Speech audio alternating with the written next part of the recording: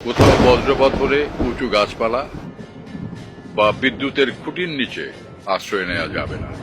ধান ক্ষেত বা বড় মাঠে থাকলে তাড়াতাড়ি নিচু হয়ে যেতে হবে।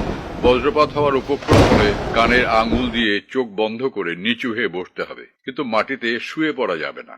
বাড়ির ছাদ কিংবা উঁচু কোনো স্থানে থাকলে দ্রুত সেখান থেকে নেমে যেতে হবে। সবচেয়ে ভালো হয় কোনো একটা পাকা দালানের নিচে আশ্রয় নিতে পারলে। বজ্রপাতের সময় বাড়িতে থাকলে জানালার কাছাকাছি থাকা যাবে না। দরজা জানলা বন্ধ রেখে ঘরের ভেতরে থাকতে হবে। বজ্রপাত ও ঝড়ের সময় বাড়ির ধাতব কল, সিঁড়ির রেলিং, ধাতব রেলিং, এমনকি ল্যান্ডলাইন টেলিফোনও স্পর্শ করা যাবে না।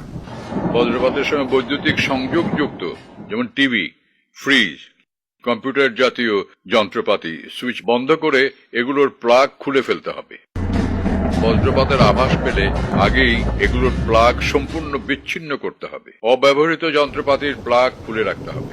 বজ্রপাতের সময় গাড়ির ভেতরে থাকলে সম্ভব হলে গাড়িটি কোনো কংক্রিটের ছাউনির নিচে আশ্রয় নিতে হবে।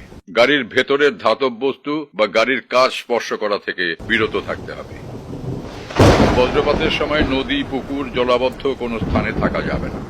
কয়েকজন মিলে খোলা কোনো স্থানে থাকাকালীন সময় বজ্রপাত হলে প্রত্যেককে 50 থেকে 100 ফুট দূরে সরে যেতে হবে।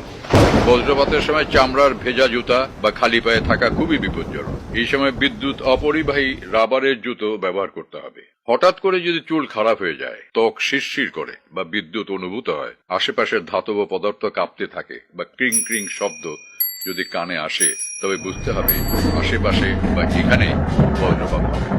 এমন পরিস্থিতিতে বজ্রপাত থেকে নিরাপদ হতে প্রয়োজনীয় ব্যবস্থা গ্রহণ করতে হবে। আবাসস্থানকে বজ্রপাত থেকে নিরাপদ রাখতে প্রয়োজনীয় ব্যবস্থা নিতে হবে। এজন্য আর্থিং সংযুক্ত রড বাড়িতে স্থাপন করতে হবে। এক্ষেত্রে দক্ষ ইঞ্জিনিয়ারের পরামর্শ নিতে হবে।